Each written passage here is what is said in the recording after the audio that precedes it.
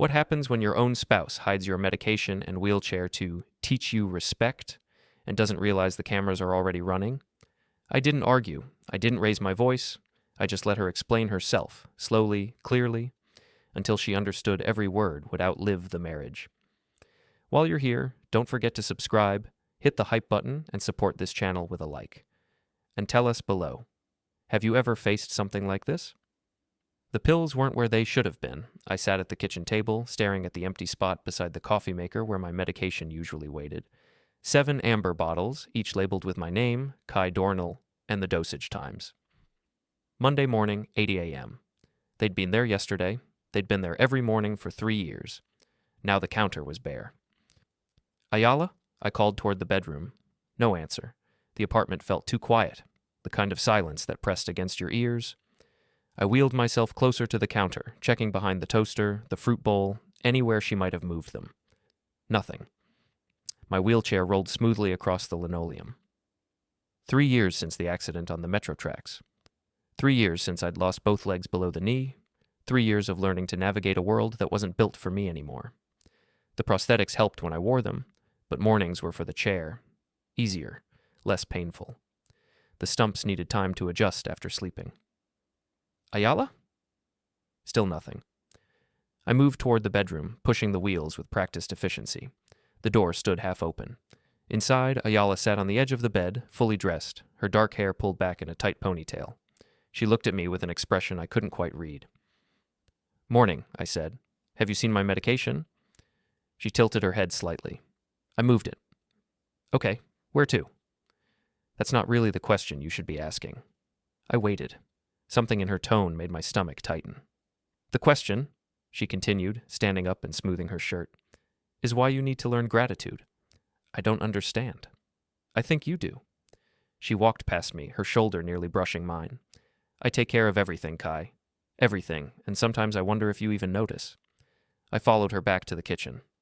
"I notice. I appreciate everything you do." "Do you?" She turned to face me, leaning against the counter where my pills should have been. "Because it doesn't feel that way. It feels like you expect it, like you're entitled to it." My heart started beating faster. "Ayala, I need those medications, the pain management, the pressure control." "You'll get them?" she interrupted. When you understand that respect goes both ways." "I do respect you." "Then prove it." She smiled, but it didn't reach her eyes. "Think about how you've spoken to me lately. Think about your attitude. When you're ready to apologize properly, we'll talk about where your pills are." She walked past me again, heading for the bathroom. I sat there in the kitchen, my hands gripping the wheelchair's armrests. This wasn't the first time. 2 weeks ago, she'd hidden my phone for an entire day because I'd used the wrong tone when asking about dinner. Last month, she'd taken my wallet and cards, claiming I needed to remember who handles the finances around here. Each time, she'd returned everything eventually, always with the same explanation. I needed to learn. I needed to understand. I needed to be grateful. I wheeled myself to the bedroom to get dressed.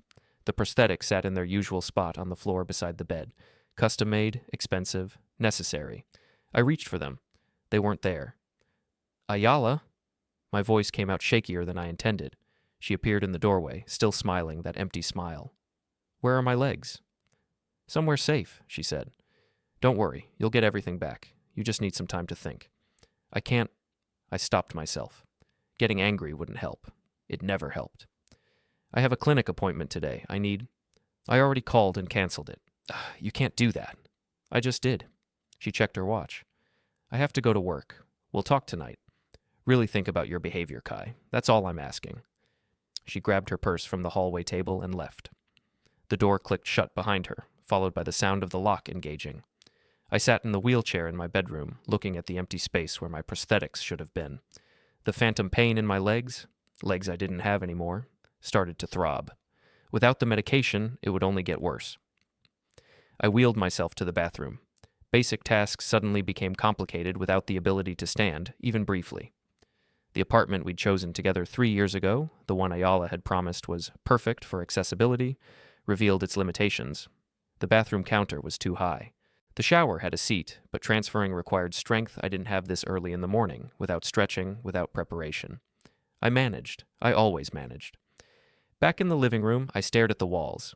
Ayala had been right about one thing. I did need to think, but not about apologies or gratitude or attitude. I needed to think about what came next, because this was escalating. Each incident was bolder than the last. Each punishment lasted longer. And now she was withholding medical equipment, medication that kept my body functioning. The living room looked ordinary in the morning light. Couch, coffee table, television, bookshelves, everything neat and arranged. Everything under control, her control, except for one thing she didn't know about.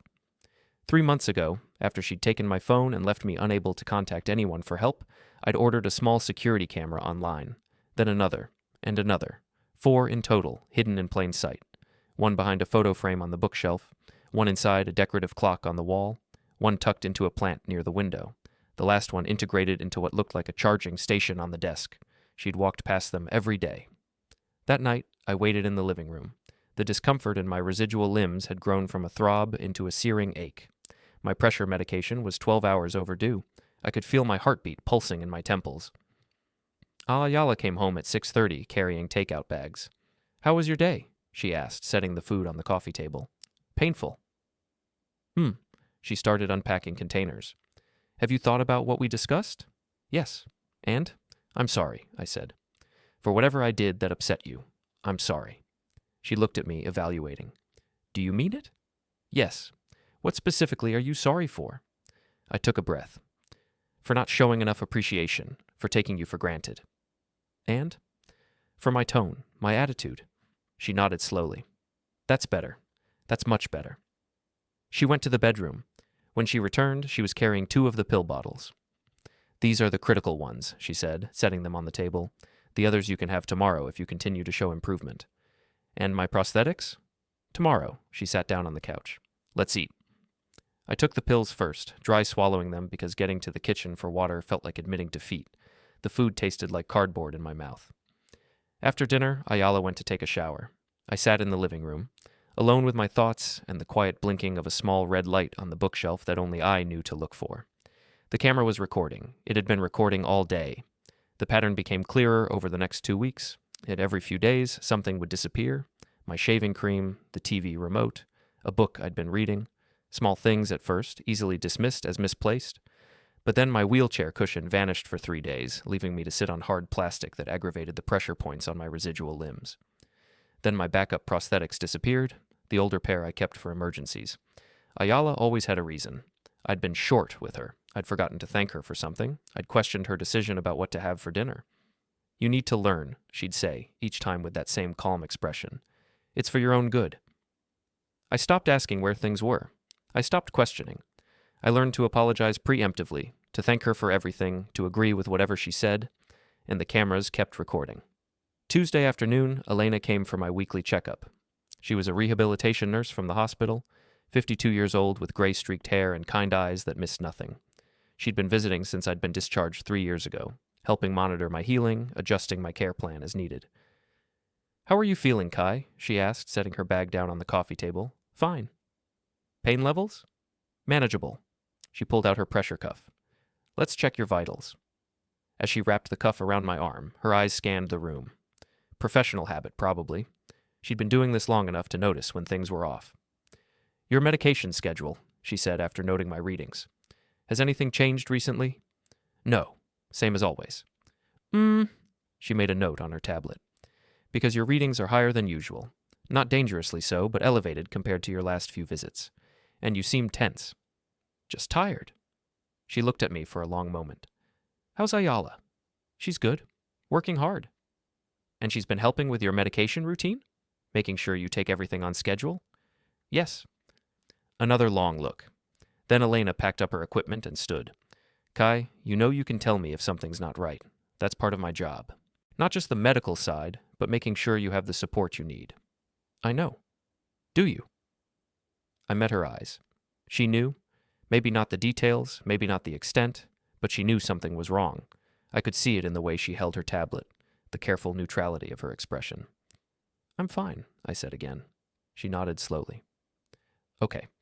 But if that changes, you have my number, day or night." After she left, I sat in the living room and thought about her questions. She'd noticed the irregularities, the elevated readings, the tension, the gaps in my medication routine that Ayala couldn't quite conceal, professional documentation, medical notes, evidence of inconsistencies. That evening, Ayala came home and found me in the home office corner, a small desk near the window where I kept my laptop and papers. I'd been sitting there for an hour, staring at the screen. "What are you doing?" she asked. "Just looking at some stuff." "What stuff?" "Old photos, memories." She came closer, looking over my shoulder. The screen showed pictures from years ago, back when I still worked for the Metro, back when I had both legs, back when things were different. "You spend too much time looking backward," she said.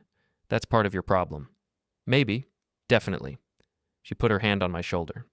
"You need to focus on now, on being better now." "I'm trying." "I know you are." Her voice softened. "That's why I'm helping you. That's why I do what I do. Someone has to keep you on track." After she walked away, I closed the photo folder and opened another window. The home security system interface.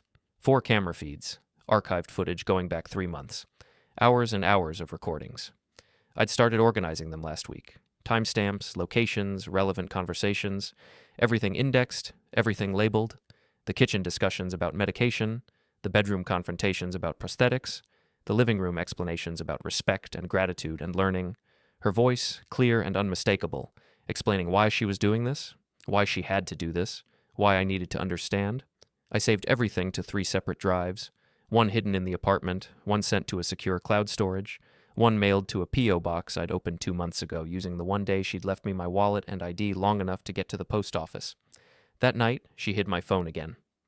"You were on it too much today," she explained. "You need to learn to exist without it, to be present." "Okay. Just okay. No argument?" "No argument," she smiled. "See? You're learning." I spent the evening in the living room, unable to call anyone, unable to text, unable to reach out. Just me and the wheelchair and the quiet apartment and the small red lights blinking on devices she couldn't see. 3 days later, she took my prosthetics again, this time for a full week. "You're getting too dependent on them," she said. "You need to remember what it's like without them, to appreciate them." "I do appreciate them." "Then show it." I spent the week confined to the wheelchair, unable to do the standing exercises my physical therapist had prescribed, unable to maintain the muscle strength I'd worked so hard to build. Every day, the phantom pains got worse. Every day, I apologized for things I couldn't identify. And every day, she explained herself more clearly. "This is what love looks like," she told me on Wednesday night, sitting across from me on the couch. "Real love, the kind that makes hard decisions. You're too soft on yourself, Kai. You need structure. You need someone to enforce boundaries." "I understand." "Do you?" She leaned forward. "Because I don't think you do. I don't think you realize how much I sacrifice for you, how much I give up. My time, my energy, my life, all of it goes into taking care of you." "I know. I'm grateful." "But do you respect it? Do you respect me?" "Yes." "Then prove it. Every single day. Prove it."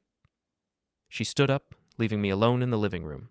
The camera in the clock caught everything, her words, her tone, her face, the way she spoke about sacrifice and boundaries and love, the way she described control. On Friday, Elena came again for her checkup. "Your pressure readings are still high," she said, frowning at the numbers. "And you've lost muscle mass in your residual limbs. Have you been keeping up with your exercises?" "It's been difficult this week." "Why?" I hesitated. She was documenting everything, writing notes that would go into my medical record. Official notes. Professional observations. "I haven't had access to my prosthetics," I said carefully. Her pen stopped moving. "Why not?" "They're being adjusted." "By whom?" "Ayala took them to the prosthetist." "Without your prosthetics, you can't do your standing exercises. You can't maintain the muscle strength needed for walking. This could set back your rehabilitation by months." She looked directly at me. "Kai, where are your prosthetics, really?" "I told you." "No." Her voice was firm. "I've been doing this job for 28 years. I know when something isn't adding up. Your readings, your medication schedule, your missing equipment. None of this is normal. None of this is okay." I said nothing. She finished her notes in silence. Before she left, she handed me a card. "That's not my regular number," she said. "That's my personal cell. If you need anything, anything at all, you call me." After she left, I looked at the card. Then I tucked it into the pocket of my wheelchair cushion in a place Ayala would never think to check. That night, I sat at my desk and reviewed the security footage again. 3 months of recordings, dozens of incidents, hours of conversations where Ayala explained, justified, rationalized. I opened a new browser window and searched for something I'd been thinking about for weeks: disability rights attorneys. The search returned hundreds of results. I narrowed it down, looking for specialists. People who understood medical neglect, people who dealt with coercive control. I found one name that appeared repeatedly in articles and case studies: Marek Novak.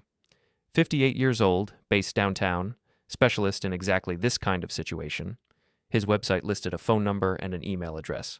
I wrote the email carefully, explaining nothing, asking for everything.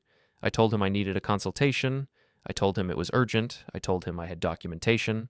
Then I sat with my cursor over the send button for 10 minutes. Sending this email would change everything. It would mean acknowledging that this wasn't normal, wasn't okay, wasn't something I could fix by being better or more grateful or more respectful. It would mean admitting I needed help. I clicked send. The email disappeared into the digital void. I closed the laptop and wheeled myself to the bathroom to get ready for bed. Ayala was already asleep, her breathing steady and even. I lay in bed in the darkness, wondering if I'd made a mistake, wondering if I should have stayed quiet, wondering if this was betrayal or survival. My phone buzzed on the nightstand. Ayala had returned it that afternoon after I'd thanked her 3 times for making dinner. One new email from Marek Novak. I can see you Monday at 10 a.m. Come alone. Bring everything you have. Monday morning arrived with rain tapping against the windows. Ayala left for work at 8, kissing my forehead before she walked out the door. Have a good day, she said. Try to stay positive. I will. And remember what we talked about. Attitude is everything. I remember. The door closed. The lock clicked. I waited 5 minutes to be sure she wasn't coming back, then moved to my desk. The appointment was at 10. The lawyer's office was downtown, a 20-minute drive in good traffic. I'd need to call a rideshare service. Ayala had my car keys for safekeeping because I'd supposedly left the headlights on last month and drained the battery. I checked my phone. She'd be at her office by now, settling in for the day. She usually texted me around 9:30 to check in. I had time. The hardest part was getting dressed. She'd returned my prosthetics yesterday, finally, after I'd apologized profusely for taking her efforts for granted. My residual limbs were weak from the week without them, and attaching the prosthetics hurt more than usual. The sockets felt tight, the suspension systems unfamiliar after days of disuse. But I managed. I always managed. I grabbed my laptop, my external hard drives, and the folder of printed medical records I'd been accumulating. Everything fit into a backpack that I could hang on the back of my wheelchair. The rideshare app showed a car 8 minutes away. I booked it for the corner 2 blocks from my building, just in case Ayala was checking my location somehow. She'd done it before, showing up unexpectedly at places I'd mentioned visiting, claiming she was just in the neighborhood. I made it to the pickup point with 3 minutes to spare. The rain had lightened to a drizzle. The driver, a middle-aged woman with a friendly smile, helped me into the car and folded my wheelchair into the trunk without being asked. Downtown, right? She said, checking the GPS. Yes, thank you. The city rolled past the windows. I'd lived here my entire adult life, worked the metro lines for 15 years before the accident. I knew every neighborhood, every landmark. But sitting in the back of a stranger's car, heading to meet a lawyer I'd only found through desperate internet searches, everything felt unfamiliar. The lawyer's office occupied the 3rd floor of a converted warehouse building. Exposed brick, tall windows, the kind of space that was supposed to look industrial chic, but mostly just looked expensive. The elevator was mercifully modern and accessible. Marek Novak met me in the waiting area himself. Tall, gray-haired, wearing a suit that had seen better days but still fit well. He shook my hand firmly and gestured toward his office. Come in, thank you for coming. His office was organized chaos, files stacked on every surface, a wall covered in corkboard with notes and photos and legal documents pinned in clusters. A large desk dominated the center, its surface clear except for a legal pad and a coffee cup. Tell me what's happening, he said after I'd settled into a chair. Start from the beginning. So I did. I told him about the accident 3 years ago, the settlement from the Metro Authority, the marriage to Ayala 6 months later, the gradual shift from supportive partner to something else. I told him about the medication, the prosthetics, the wheelchair cushion, the phone, the wallet, the patterns, the escalation, the explanations. I told him about the cameras. Do you have the footage? He asked. All of it. I pulled out my laptop. 3 months of recordings, indexed by date and topic. He watched silently as I showed him clips, Ayala explaining why she'd hidden my medication, Ayala describing how I needed to learn gratitude, Ayala detailing her sacrifices and my failures. After 20 minutes, he held up his hand. "Stop. I've seen enough." He leaned back in his chair. "Kai, this is textbook coercive control. What you're describing, the isolation, the withholding of medical necessities, the conditional return of essential items, this goes beyond marital dysfunction. This is serious mistreatment." The word hung in the air between us. "I need to ask you something," he continued. "Why now? What made you decide to reach out?" "Because it's getting worse, and because I finally realized it's not going to stop on its own." "Good. That awareness is critical." He pulled out a legal pad. "Here's what we're going to do. First, we document everything: medical records, prescription histories, financial documents, witness statements, if we can get them. Second, we establish your legal independence: separate bank accounts, new passwords, secured communication channels. Third, we file for a protective order and separation." "How long will that take?" "Depends on the jurisdiction and the judge. But with video evidence this clear, we can fast-track it." He looked at me directly. "I need you to understand something. Once we start this process, there's no going back quietly. Ayala will know. She'll respond. You need to be prepared for that." "I am." "Are you?" He set down his pen. "Because in my experience, people in your situation often underestimate how their partners will react when they realize they're losing control. She's going to be angry. She's going to claim you're lying, manipulating, betraying her. She might try to convince mutual friends and family that you're the problem. Can you handle that?" I thought about the past 3 years.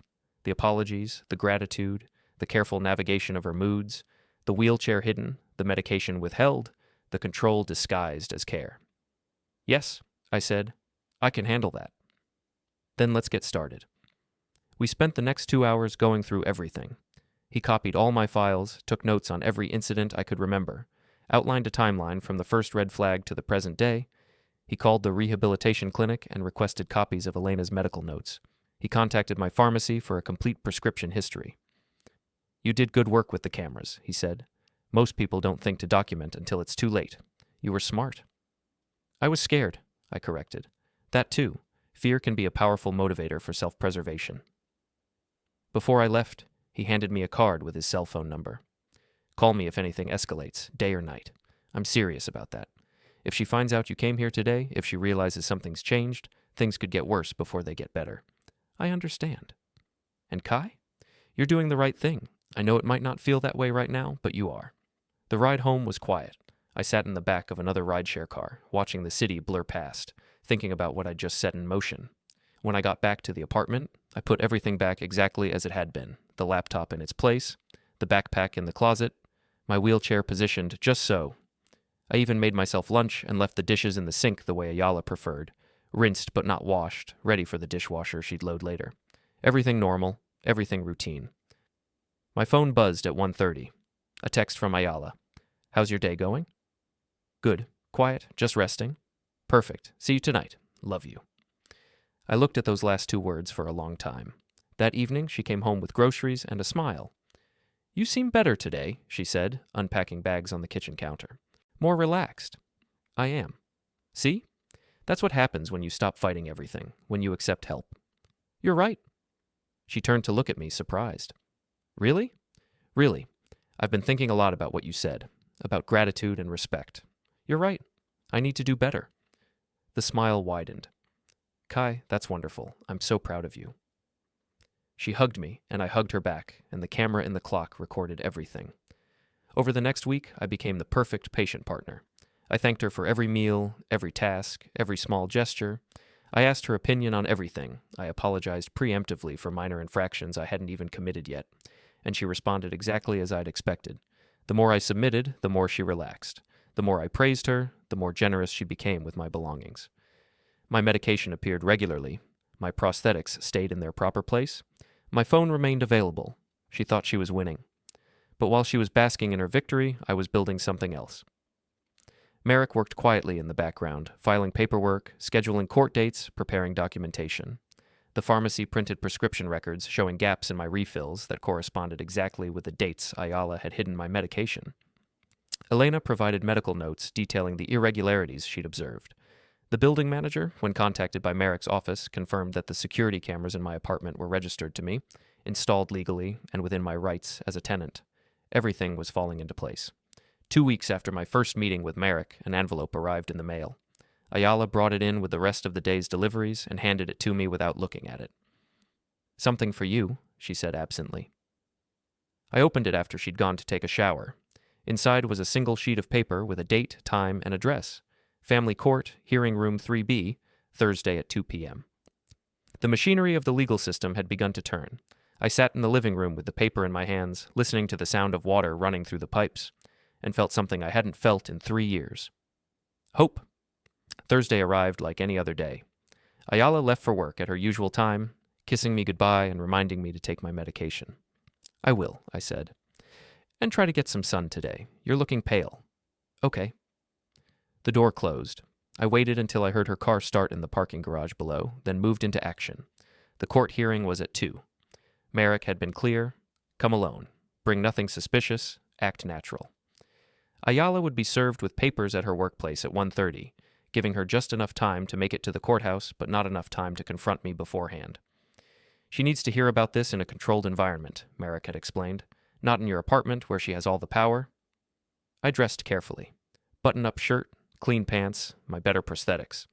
I wanted to look capable, put together, not like a victim, like someone who'd made a calculated decision. The rideshare picked me up at noon. I'd told the driver to meet me 3 blocks away again, at a coffee shop I'd never actually visited. Better safe than sorry. At the courthouse, Merrick met me in the lobby. "Ready?" he asked. "As ready as I'll ever be." "Good. Remember, let me do most of the talking. The judge will ask you direct questions, but keep your answers short and factual. No emotion, no elaboration, just the truth." We made our way to Hearing Room 3B. The space was smaller than I'd expected, more like a conference room than a courtroom.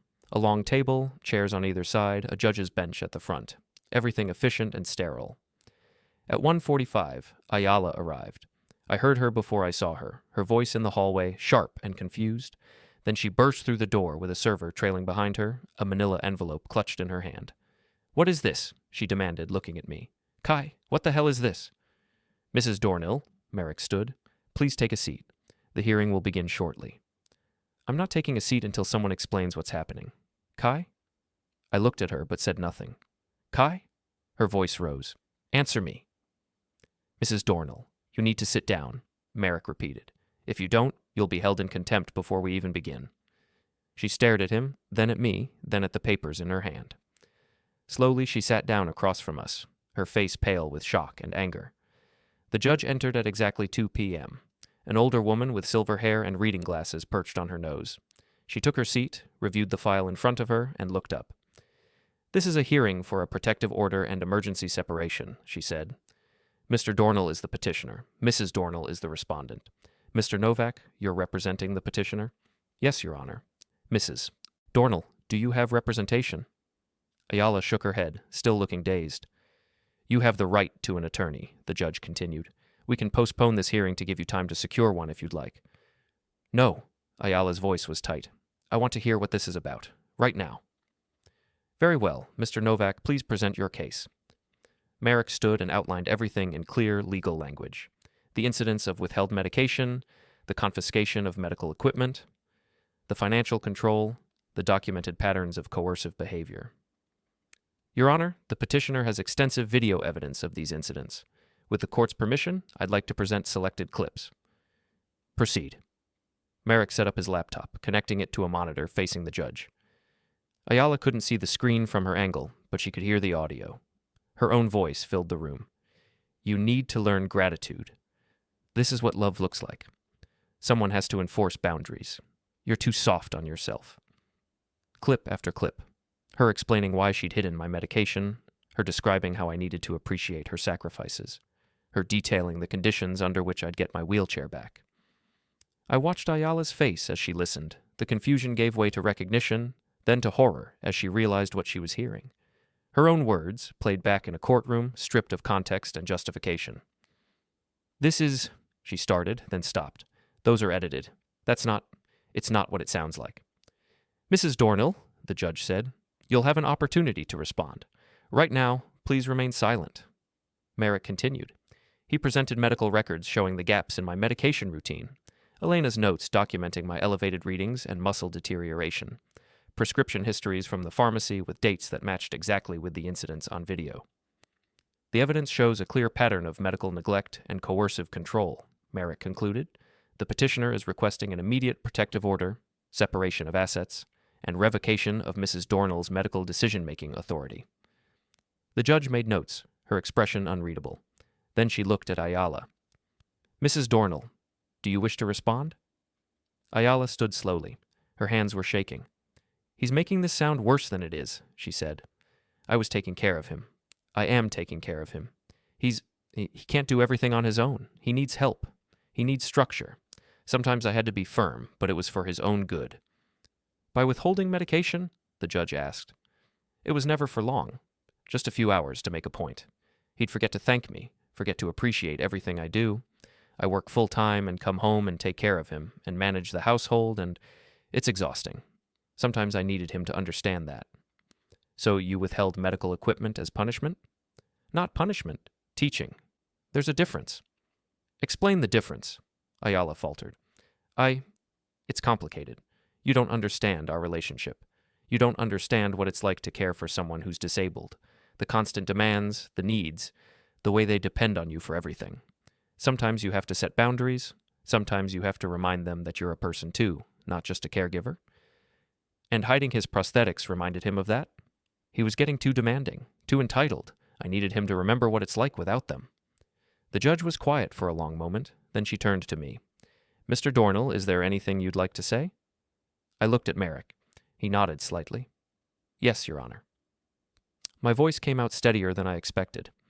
I want to be clear about something. This isn't about me being ungrateful or demanding. This is about basic medical needs being used as bargaining chips. I need my medication to manage pain and prevent serious health complications. I need my prosthetics to maintain muscle strength and mobility. These aren't privileges. They're necessities. And using them to punish me for not being grateful enough isn't teaching. It's control. Thank you, Mr. Dornil. The judge looked back at Ayala. Mrs. Dornil, I'm going to ask you a direct question. Did you or did you not deliberately withhold your husband's medication on multiple occasions? Ayala's mouth opened and closed. Yes. And did you or did you not confiscate his prosthetic legs, leaving him unable to perform his physical therapy exercises? Yes. But you have to understand. I understand that withholding medical equipment from a disabled person qualifies as abuse under state law. I understand that the video evidence clearly shows you explaining your reasoning for this behavior, and that your reasoning, regardless of intent, does not justify medical neglect. The judge made a notation in her file. I'm granting the protective order. Mrs. Dornil, you are to have no contact with Mr. Dornil outside of supervised settings arranged by the court. You are to vacate the marital residence by this evening. The locks will be changed. Mr. Dornil will have exclusive use of the apartment and all medical equipment therein. You can't do this, Ayala said, her voice rising. That's my home, too. I pay half the rent. The lease is in Mr. Dornil's name, paid from his disability settlement. Legally, you're a resident, not a tenant. And given the documented abuse, I'm exercising my authority to ensure Mr. Dornil's safety. This is insane. Kai, tell them. Tell them this is a mistake. I looked at her. 3 years of careful apologies, measured gratitude, strategic submission. 3 years of learning to make myself smaller, quieter, more compliant. 3 years of cameras recording every word. It's not a mistake, I said. The judge continued. Mrs. Dornil, your medical decision-making authority is revoked. Any medical power of attorney is void as of this moment. Financial accounts will be separated pending final divorce proceedings. Do you understand these orders? Ayala was crying now. This isn't fair. I was taking care of him. I was doing my best. He's making me sound like a monster, but I love him. I was just trying to help. Then you should have sought professional help for both of you, the judge said, not taken it upon yourself to withhold medical necessities. The protective order stands. This hearing is concluded. She stood and left the room. Merrick gathered his papers. Ayala remained seated, staring at the table. You planned this, she said finally, looking at me. The cameras, the lawyer, all of it. You planned this. Yes. Why didn't you just talk to me? Why didn't you tell me it was bothering you? I did, multiple times. You called it ingratitude. I was trying to make you stronger, more independent. By making me more dependent on you, by making everything conditional on your approval. She had no answer for that. Merrick touched my shoulder. We should go. The server will accompany Mrs. Dornil to the apartment to collect her belongings. You'll stay somewhere else tonight. Hotel, friend's place, your choice. I don't have anywhere to go, Ayala said quietly. That's not Mr. Dornil's concern anymore, Merrick replied. You have friends, family. Figure it out. We left her there in the hearing room. As we walked down the courthouse hallway, I could hear her crying behind us. Outside, the sun was shining. The rain from earlier in the week had cleared, leaving everything bright and sharp-edged. How do you feel? Merrick asked. I took a breath. The air tasted different somehow. Cleaner. Free, I said. The apartment felt different when I returned that evening. Same furniture, same layout, same walls I'd been staring at for 3 years. But the air itself felt lighter, less oppressive. A locksmith had already come and gone, leaving new keys on the kitchen counter. The building manager had supervised while Ayala collected her belongings. Clothes, personal items, her laptop, and work files. She'd left behind the furniture we'd bought together, the kitchen equipment, the decorations she'd insisted on. Maybe she thought she'd be coming back. Maybe she just didn't care anymore. Either way, it was done. I spent the evening organizing. The security cameras stayed in place. Merrick had advised keeping them active for now, just in case Ayala tried anything.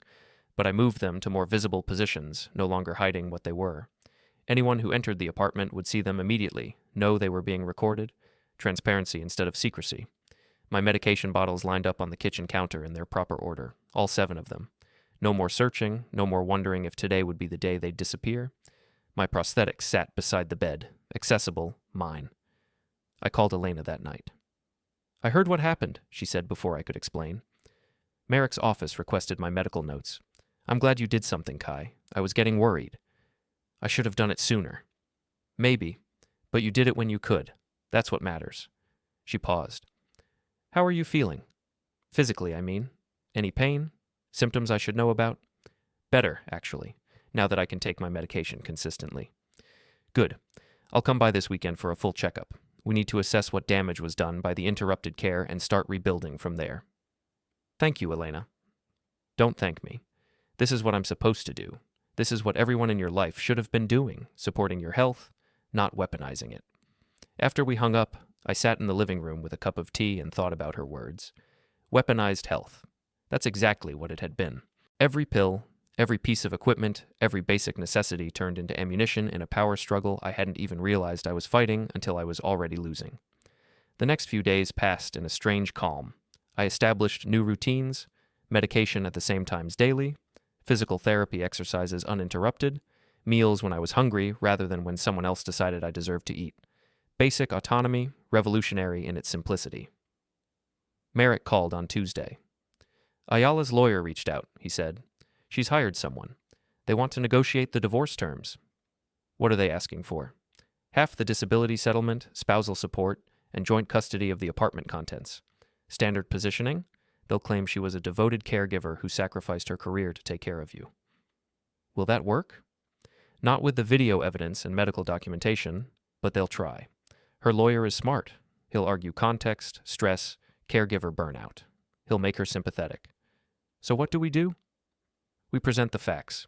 We let the evidence speak for itself, and we make it clear that medical neglect isn't justified by stress or sacrifice. He paused. There's something else. Ayala filed a motion claiming the cameras were illegal, that you recorded her without consent. Are they legal? In this state, yes. You were recording in your own home, in common areas. You weren't filming anywhere with an expectation of privacy like bathrooms or bedrooms. And you were documenting abuse. The judge will uphold their admissibility. When's the next hearing? 2 weeks. Preliminary divorce proceedings. This will be longer than the protective order hearing. Expect several hours. They'll question you extensively. Can you handle that? Yes. Good. Because they're going to try to break you down, make you seem vindictive or manipulative. Her lawyer will argue you're using your disability to gain sympathy, that you're exaggerating what happened. Let him try. After the call, I reviewed the footage again. 3 months of recordings, dozens of incidents. I watched myself apologize for things I hadn't done. I watched myself thank her for returning things she'd taken. I watched myself shrink over and over, making myself smaller in the hope that it would be enough. It was never enough. Thursday afternoon, my phone rang. Unknown number. I almost didn't answer, but something made me pick up. Kai? Ayala's voice, tired, hoarse. You're not supposed to call me, I said. I know, I'm using a friend's phone. Please don't hang up. I should have. The protective order was clear, but curiosity kept me on the line. What do you want? I want to understand why you did this. Why you didn't just talk to me. We could have worked it out. I tried talking, multiple times. When? Every time you took something, every time you hid my medication or my prosthetics. I told you I needed them. I explained that it hurt. You called it complaining. Silence on the other end. Then, I was trying to help you. I know you don't believe that, but it's true. You were becoming so dependent, so passive. I thought if I pushed you, if I created consequences, you'd become stronger. You weren't helping me. You were controlling me. Maybe. Her voice cracked. Maybe I was. But I didn't see it that way. I saw someone I loved who was giving up, who wasn't fighting to get better. I thought I was saving you from yourself. By taking away the tools I needed to get better? I know how it sounds now, Kai, I know. But in the moment, it made sense. You have to understand, being a caregiver it's thankless. You give, and the person you're caring for just takes and never seems to appreciate it. I was drowning and you didn't even notice. So instead of using your words, instead of saying, I need help, or I'm overwhelmed, you decided to punish me? It wasn't punishment. Then what was it? No answer. Ayala, if you were struggling, if being a caregiver was too much, you should have said something. We could have hired help. We could have made adjustments. The settlement money was enough. But you didn't want help. You wanted control. And those are different things. I loved you. Maybe. But love doesn't withhold medication. Love doesn't take away mobility equipment. Love doesn't make someone beg for basic necessities. I never made you beg. You made me apologize for needing things. You made me grateful for getting back what should never have been taken in the first place. That's close enough. I could hear her crying. Part of me, a small part, felt guilty. 3 years of conditioning don't disappear in 2 weeks. But the larger part, the part that had hidden cameras and built evidence and found a lawyer, felt only resolve. I'm sorry, she said finally. For whatever it's worth, I'm sorry. I didn't mean to hurt you. But you did hurt me. Intentionally. Repeatedly. And when I tried to tell you, you called it ingratitude. What do you want me to say? Nothing. There's nothing you can say that changes what happened. The protective order stands. The divorce proceeds. That's how this ends. Kai. I hung up. My hands were shaking.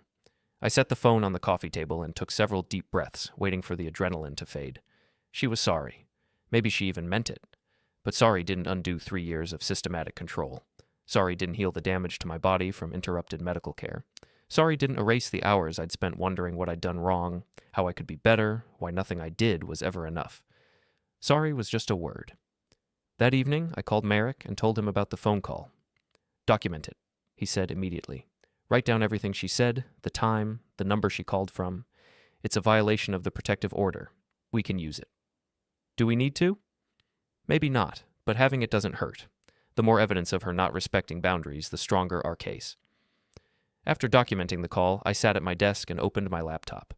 The security camera footage was still there, backed up in multiple locations. I'd been so focused on the legal aspects that I hadn't really processed what I was seeing. Myself, 3 months of footage of myself, moving through my own apartment like a prisoner seeking parole. Apologizing, thanking, submitting. The person on those videos looked defeated, diminished, small. I barely recognized him. The past 2 weeks, living alone, making my own decisions, I'd started to remember who I used to be. The metro train operator who worked double shifts when needed. The guy who'd mentored new employees, who'd had friends and hobbies and opinions. The person who existed before the accident, before Ayala, before everything shrank down to survival. That person was still in there somewhere. I was going to find him again. The preliminary divorce hearing took place in a larger courtroom this time. Ayala sat with her lawyer, a sharp-dressed man in his 40s named Peter Gran. He had the look of someone who'd won most of his cases, confident, composed, ready. Merrick sat beside me, his folders organized in neat stacks. Remember, he said quietly. Short answers. Factual. Don't elaborate unless asked. The judge entered. A different one this time. A younger man with wire-rimmed glasses named Judge Harris. He reviewed the case file, then looked up. This is a preliminary hearing for divorce proceedings between Kai Dornil and Ayala Dornil. There's also an active protective order in place. Mr. Gran, I understand you're representing Mrs. Dornil?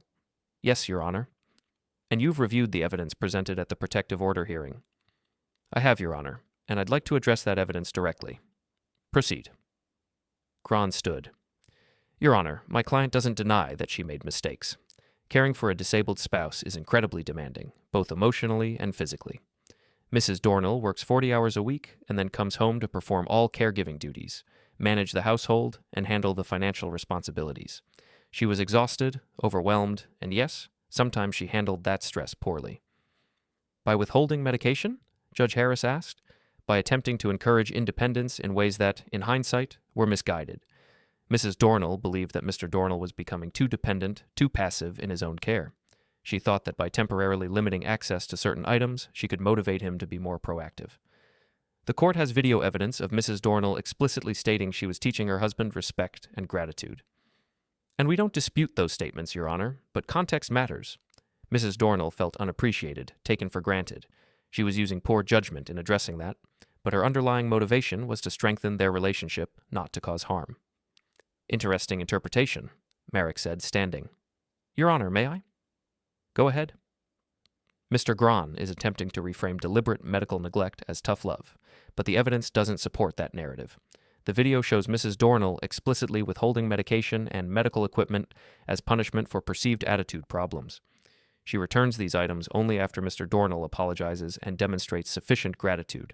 This is not encouraging independence. This is enforcing compliance through medical coercion. Your Honor, Gron interrupted. Mr. Novak is painting my client as a monster. She's a hard-working woman who devoted 3 years to caring for her husband after a devastating accident. She stayed when many others would have left. She provided a home, support, and daily care. Does she deserve to lose everything because she occasionally lost her patience? She didn't lose her patience, I said before Merrick could stop me. She systematically used my disability as a weapon. Judge Harris looked at me. Mr. Dornil, please wait until you're asked to speak. Sorry, Your Honor. However, since you've spoken, let me ask you directly. Would you describe your wife's behavior as losing patience or as something more deliberate? More deliberate, Your Honor. The incidents were planned. She would hide items in advance, then tell me why days later. She tracked my apologies, measured my gratitude. This wasn't spontaneous frustration. It was calculated control. Your Honor, Gron said. Mr. Dornil is making my client sound like a villain in a movie. Real relationships are messier than that. People make mistakes. They handle stress in imperfect ways. Mrs. Dornil admits she made errors in judgment, but she never intended harm. Intent isn't relevant when discussing medical neglect. Merrick countered. Whether Mrs. Dornil meant harm or not, she created a situation where Mr. Dornil's health was put at risk. The medical records show elevated readings during periods when medication was withheld. They show muscle deterioration when prosthetics were taken away. The harm to his health is clearly documented. Judge Harris made notes. I'd like to hear from Mrs. Dornil directly. Mrs. Dornil, please stand. Ayala stood slowly. She looked different than she had at the protective order hearing, more composed, less shocked. Her lawyer had clearly prepared her. Mrs. Dornil, do you acknowledge that you withheld your husband's medication on multiple occasions? Yes, Your Honor, but never for more than a few hours, and I always gave it back. Why did you withhold it at all? Because, she paused, because sometimes I felt like I was invisible, like my husband saw me as a nurse or a maid, not as his wife. I wanted him to recognize that I was a person too, with needs and feelings. So yes, I made mistakes trying to get that recognition. By taking away medical necessities? I know it sounds bad when you say it like that, but in the moment, it felt like the only way to make him see me, to make him understand what I was sacrificing. And the prosthetics? Why did you take those? He was using them as a crutch, no pun intended. He wouldn't do his wheelchair exercises, wouldn't build his upper body strength. I thought if he spent time without them, he'd appreciate their value more. Did you consult with his medical team before making that decision? No. Why not? Because, she looked at her lawyer, who nodded slightly. Because I didn't think I needed to. I was with him every day. I knew his capabilities better than anyone. I thought I was helping. Despite your husband repeatedly asking for his equipment back? He asks for a lot of things. Part of my job was determining which requests were legitimate needs and which were just convenience. The courtroom was quiet for a moment. Mrs. Dornil, Judge Harris said carefully, it's not your job to determine what your husband's legitimate medical needs are. That's between him and his doctors. I understand that now. Do you? because it sounds like you still believe you were justified in making those decisions. Ayala faltered. I was doing my best in a difficult situation. Your Honor, Merrick stood again. If I may, I'd like to present additional evidence. We have testimony from Elena Paris, Mr. Dornil's rehabilitation nurse, documenting multiple concerns she raised about inconsistencies in his care. We have prescription records showing gaps in medication refills. We have financial records showing that Mrs. Dornil controlled all bank accounts and credit cards, requiring Mr. Dornil to ask permission for any purchases. Your Honor, that's standard in many marriages, Grahn objected. One person managing finances doesn't indicate mistreatment. It does when combined with other controlling behaviors, Merrick replied. Mr. Dornil's disability settlement was substantial, yet he had no independent access to those funds. Mrs. Dornil made all financial decisions, approved all purchases, and used this control to further enforce compliance. Is that true, Mrs. Dornil? Judge Harris asked. I managed the finances because Kai was dealing with his recovery. I was trying to reduce his stress. By making him dependent on you for everything? By taking care of the household so he could focus on healing. Except he couldn't heal because you kept interrupting his medical care. Ayala's face flushed. That's not fair. I devoted 3 years of my life to him. I gave up opportunities, friendships, personal time. Everything went into being his caregiver. And now I'm being portrayed as harmful because I wasn't perfect, because I occasionally got frustrated. This isn't about perfection, Mrs. Dornil. This is about patterns of behavior that crossed into mistreatment. I loved him. I still love him. Everything I did was because I cared. Judge Harris held up his hand. Mrs. Dornil, please sit down. He reviewed his notes for several minutes. The courtroom remained silent. Finally, he looked up. Here's what I'm seeing. Mrs. Dornil, you took on significant responsibilities as a caregiver. That's commendable. However, you also used your position as caregiver to exercise inappropriate control over your husband's medical care, finances, and daily autonomy. Whether your intentions were good or not, the outcome was a relationship dynamic where Mr. Dornil's basic needs were contingent on his behavior meeting your standards. Your Honor, Grahn started. I'm not finished. The video evidence clearly shows Mrs. Dornil explaining her reasoning for withholding medical items. Her reasoning, teaching respect, gratitude, independence, doesn't justify the actions themselves. An adult doesn't need to earn access to their medication or medical equipment through good behavior. That's not how caregiving works. He made several notations. The protective order remains in place. Divorce proceedings will continue. As for asset division, I'm ordering a forensic accounting of all marital finances. Given the concerns about financial control, I want a clear picture of how money was managed throughout the marriage. Your Honor, that's unnecessary, Grahn said. My client managed the finances responsibly. Then the accounting will show that. Mr. Novak, please provide a list of financial institutions and account numbers to the court. We'll appoint a neutral party to review everything. Yes, Your Honor. Additionally, I'm ordering supervised mediation for the divorce settlement. You'll have 30 days to reach an agreement before we proceed to trial. Any questions? No, Your Honor, both lawyers said. Then we're adjourned. Outside the courtroom, Merrick looked pleased. That went well, he said. The judge saw through the caregiver burnout defense. Now we just need to get through mediation. What happens if we can't reach an agreement? Then it goes to trial, but most cases settle. Neither side wants the expense and publicity of a full trial. Will she get any of the settlement money? Probably some. She was married to you for 3 years, provided some level of care. But it won't be half. Not after this. My guess is she'll get 20% at most, no ongoing support. That evening, back in my apartment, I felt the weight of the day settling on my shoulders.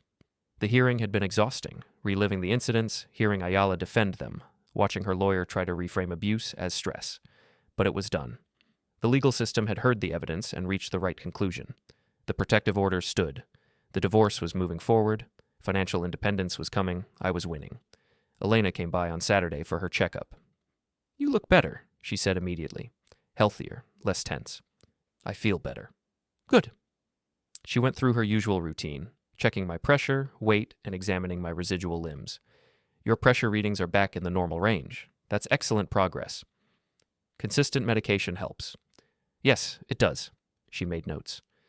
Muscle tone is improving, too. You've been doing your exercises? Every day. Twice a day, actually. Making up for lost time. That's great, Kai. Really great. She packed up her equipment. I testified for your case. Did Merrick tell you? He mentioned you provided medical notes. More than notes. I gave a deposition explaining all the inconsistencies I observed. the concerns I had.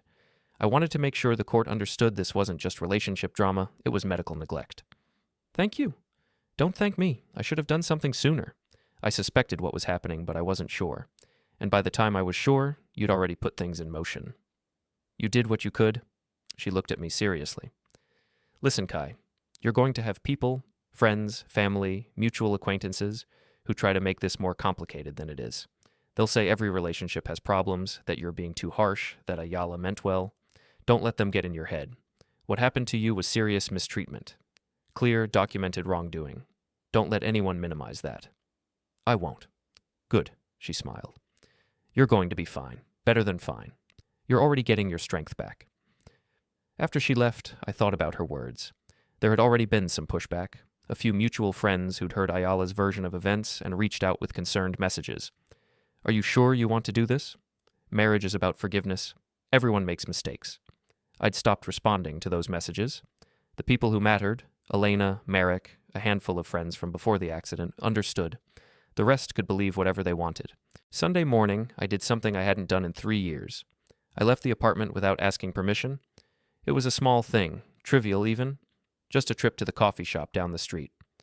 But walking out the door, locking it behind me, going where I wanted when I wanted, it felt revolutionary. The barista smiled when I ordered. The other customers glanced at my prosthetics but didn't stare. The coffee tasted better than it had any right to. I sat by the window and watched people walk past, ordinary people doing ordinary things. And for the first time in years, I felt like one of them.